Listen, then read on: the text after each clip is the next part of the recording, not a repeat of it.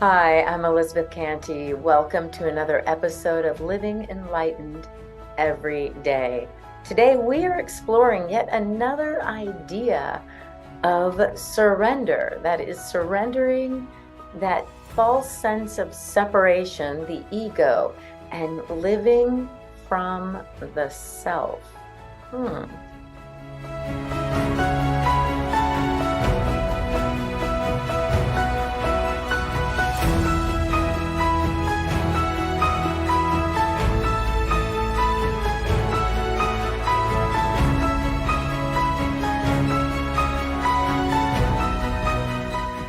I'm Elizabeth Cantey, and I help people love their life and live their passion.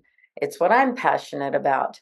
And today we're exploring another aspect of surrender, which is surrendering the ego or that false sense of separation so that we can live from inspiration and enthusiasm. I invite you, as you listen to this video or watch it, that you just take a moment to tune in to yourself and see, just ask yourself, how am I being? Who am I being? Are you being open to new ideas? Open to new possibilities, open to a new expression of who you are in this world, and open to creating a life you love and are passionate about. Because how we are being is everything. I just wanted to talk about this last idea of surrender. Well, it won't be the last idea of of surrender, but for now it's another idea of surrender. And that is the idea of surrendering that which the ego wants or desires, as opposed to that which our true self, capital S, or our true nature is here to realize or make real in our lives. We have that which is our true self, our true nature. I talk about it all the time from that enlightened perspective. It is oneness and wholeness. It is being one with one, whole with the whole, perfect and complete always, under any condition, in every moment, in any moment. It is self-realized always. And then there is that which is our ego. Ramana Maharshi called it the I thought, or the self concept, the personhood. It is that which identifies itself with the mind and the body and circumstances and memories and history, and through everything through the senses is how it knows itself. So the ego, and I talk about this in my book, the ego is not a thing unto itself. It's not a real thing. It's not this part of us that we could find or scoop up or cut out. It's a collection of thoughts, beliefs, and ideas that we, as feeling ourselves in a time-space continuum in a human body, have accumulated through our parents, our religion, our culture, our society. And it tells us that we are separate. It is informed through our senses, which are the body, of course, and all that it can realize is that we are separate. When we hear a sound, it's our belief that that sound is over there. It is separate from us, this body. When we see a body, our senses tell us that that body that we are perceiving is separate than we are.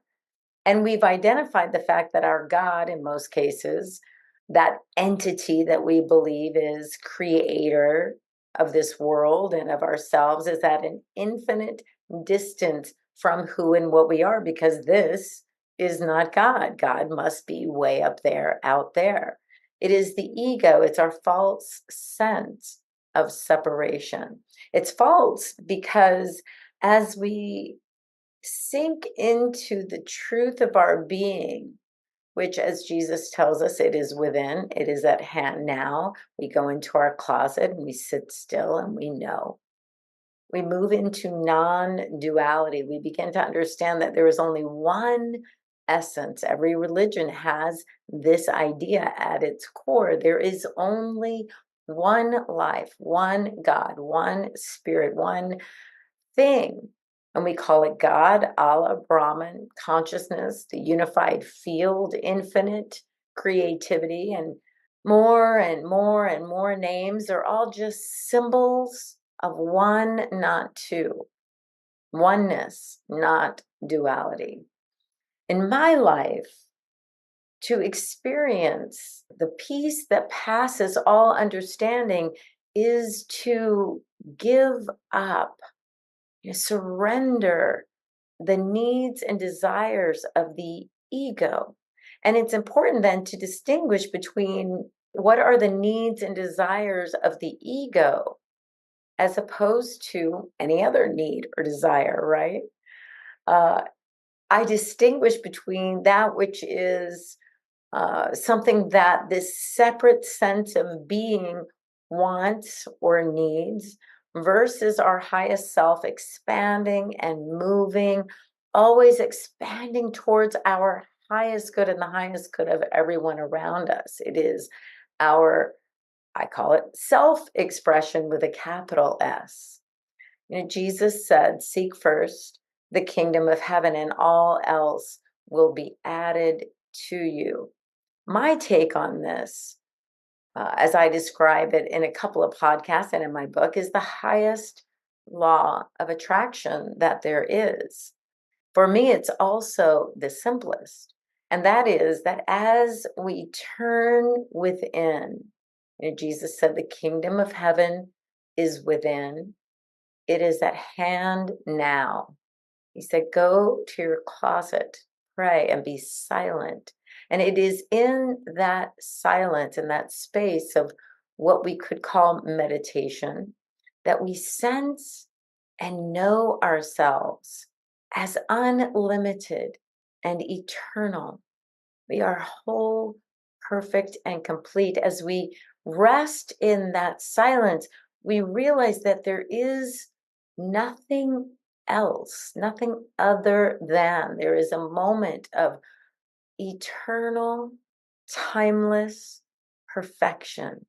It is in that expansive moment that we realize that the peace and the love and the joy, the creativity that we want to experience in our lives is already within us. It is who we are. It is what we are. It is our divine inheritance. It has already been given. And it can never be diminished. It can never be taken away. Sometimes I talk about it as if it were that empty, spacious sky full of light. And no matter the storm or the clouds, whether it's a category 5 hurricane or those wispy, beautiful little clouds, neither of those affect the sky itself. Just as the storms of our lives, the disappointments, the breakups, the betrayals, the financial distress, the folded businesses, the mistakes, whatever those clouds or storms are, they never damage or diminish in any way the spaciousness or the beauty of the sky itself. So we can think of the activity of life as the clouds. They are the substances that are moving in and out of our life. It is, the body changing, the people coming in and out of our lives, the ideas coming into and out of our lives, the thoughts, the emotions, the feelings, the financial abundance. They rise and then recede and dissolve in our conscious awareness. In other words, we are the awareness that knows of all the things that are coming and going, all the clouds that are passing through the sky of our awareness. So when we have a desire that comes from a sense of separation, that sense of lack, a sense of comparing ourselves to others, not enoughness, we are seeking validation. We're seeking approval. We're seeking to be better than, or to be worthy of, or even to punish ourselves because we're guilty, or to have a sense of security in our lives, because we don't realize that we already are the children of God itself, the emanation of the divine spirit. We were created in wholeness and perfection. Ye are gods and children of the Most High. We are more than worthy. We know this because we are. We are, and the only way we can be is that which already is, the all that there is, created us, right? Therefore, I believe when we are resting in our true nature, in our true sense of self with that capital S, we receive inspiration. And what is inspiration but being in spirit? We become enthused, which is in theos, in God, in spirit. And we are divinely guided to being and doing that which is ours to do, with no comparison and no precedent, nothing that has preceded in our lives, in our history, in our culture's history, in our family's history.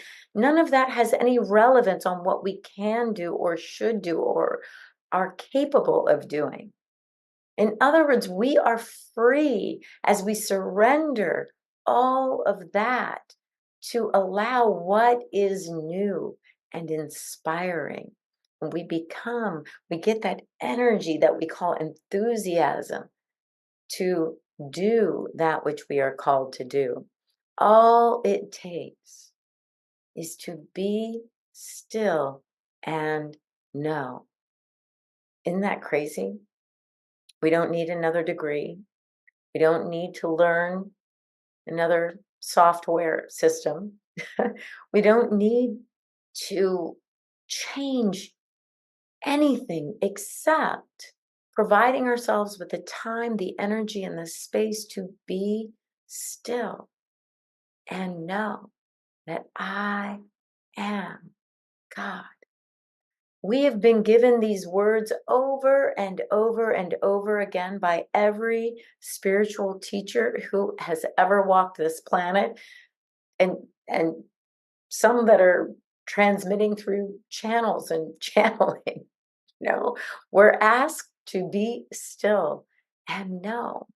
So what does it take to be still? Almost nothing, right? And many of us lead our busy lives, and last on the list is being still. It's the last thing we say. I don't have time for that. Who has time to be still? And yet, for me, and I think for many mystics and enlightened people, that's their first priority. That's number one on the list of things to do. And I use my little air quotes because it's being in stillness. It's being one with, one in, one as all that there is. And that is the knowing that comes.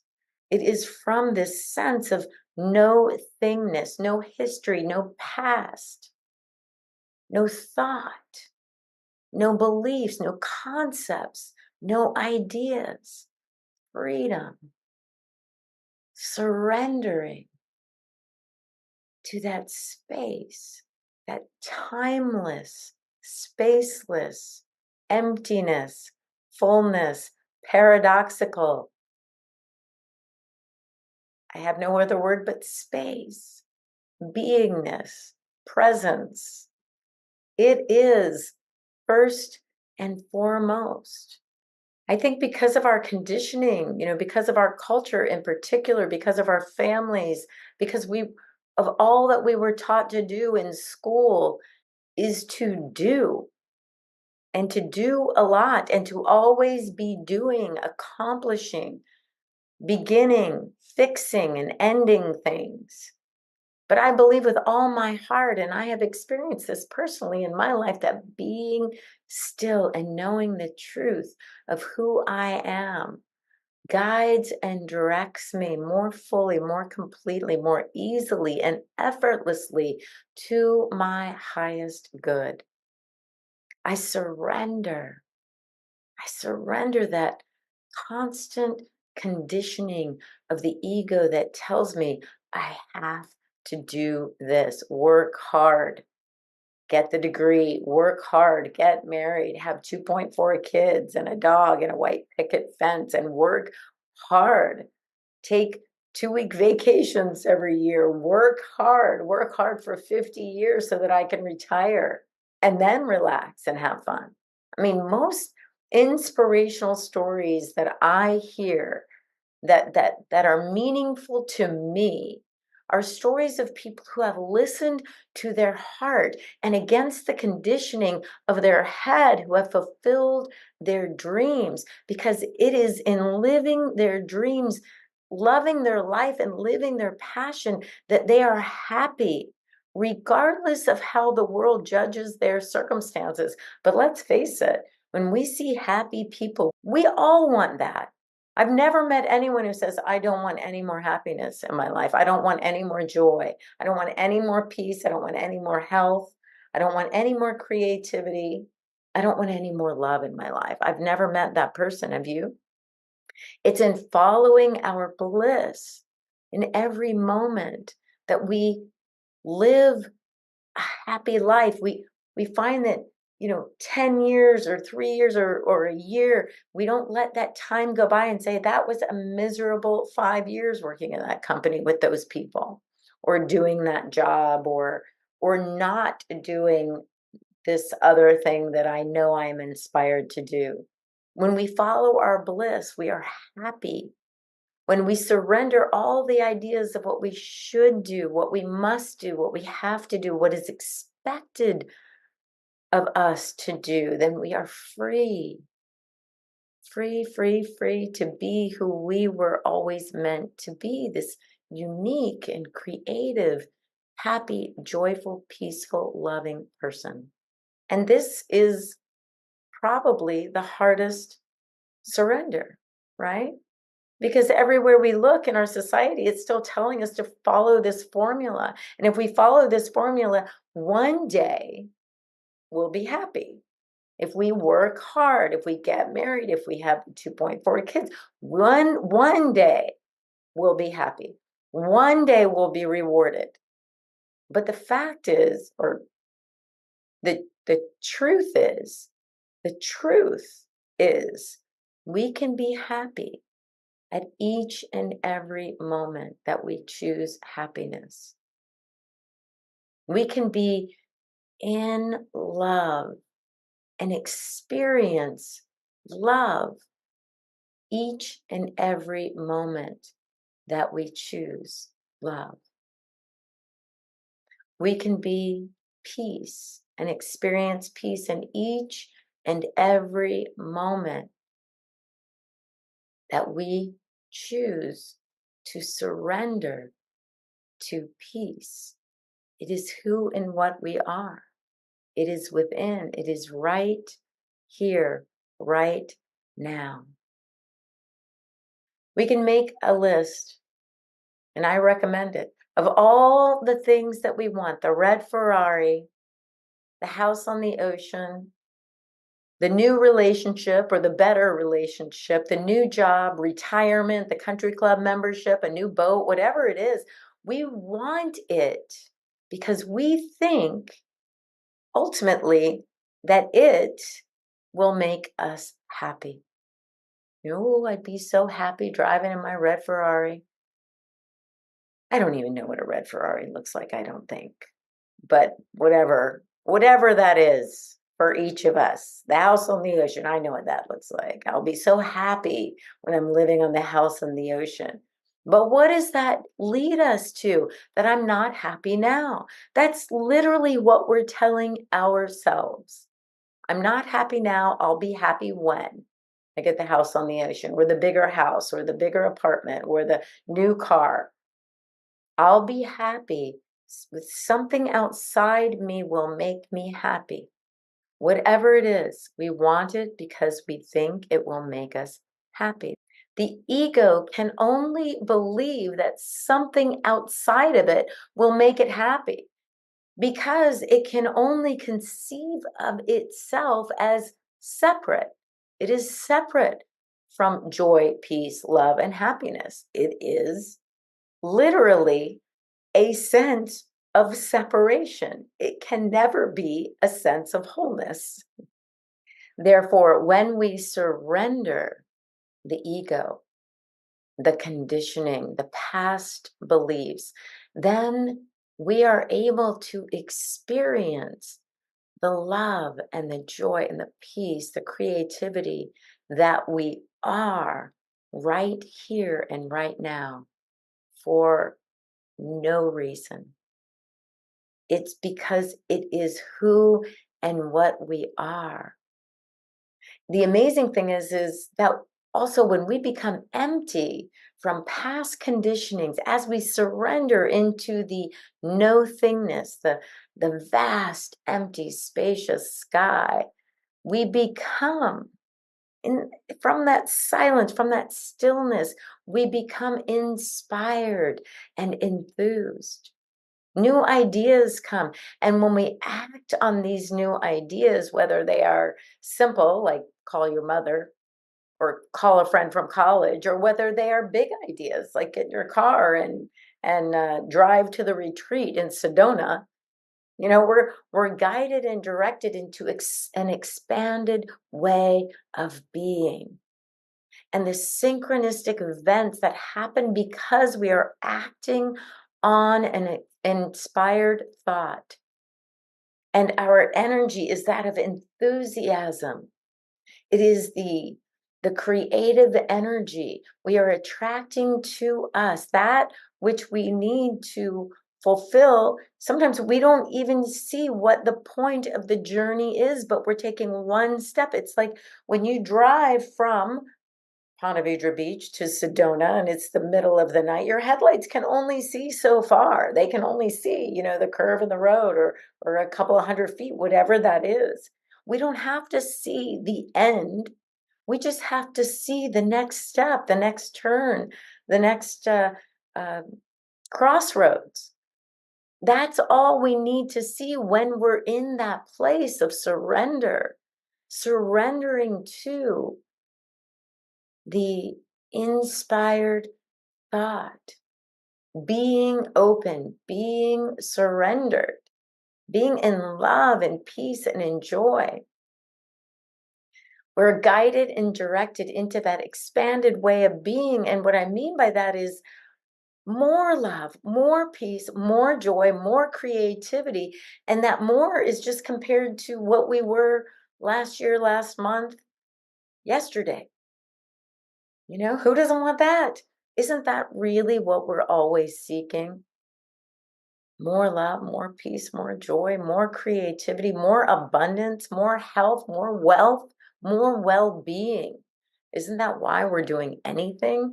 I mean, the people that are working hard They're doing it because they really believe on some level that one day they will be rewarded. And sometimes in some cultures, including ours, the reward comes when you die, after you die. Why wait? The kingdom of heaven is here and now.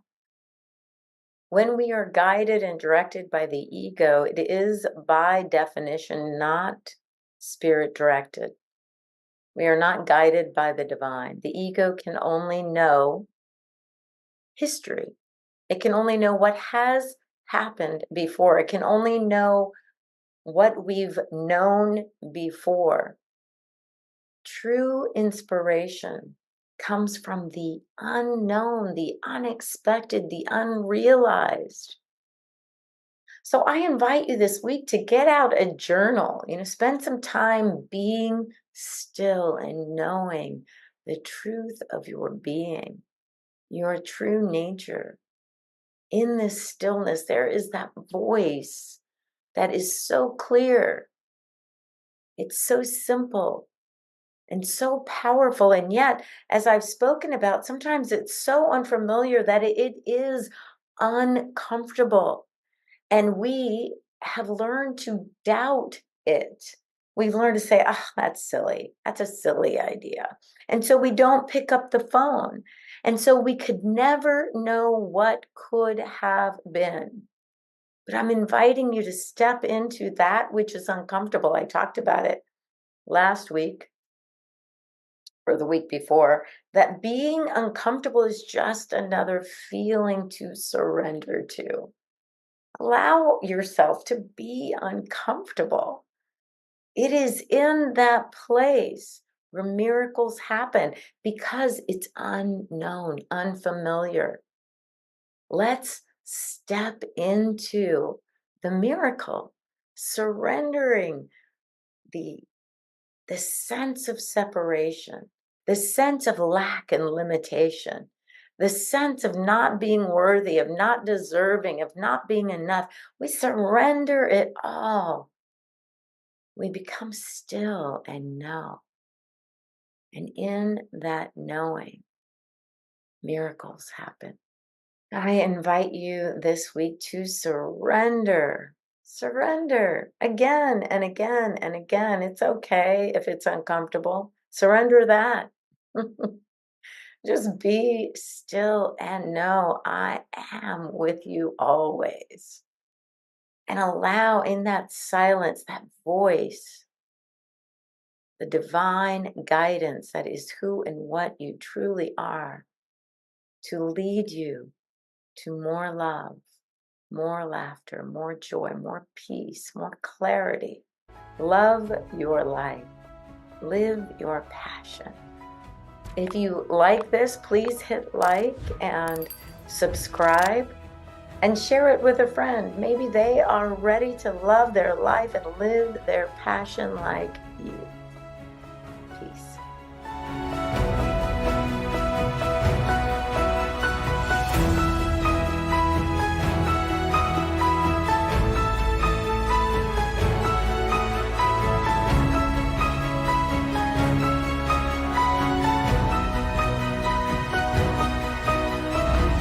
Thanks for watching. Join us again next Tuesday at 7 a.m. Mountain Time for Living Enlightened with Elizabeth Cantey. Integrating your spirit, mind, and body. Learn more at www.ntmedia.org.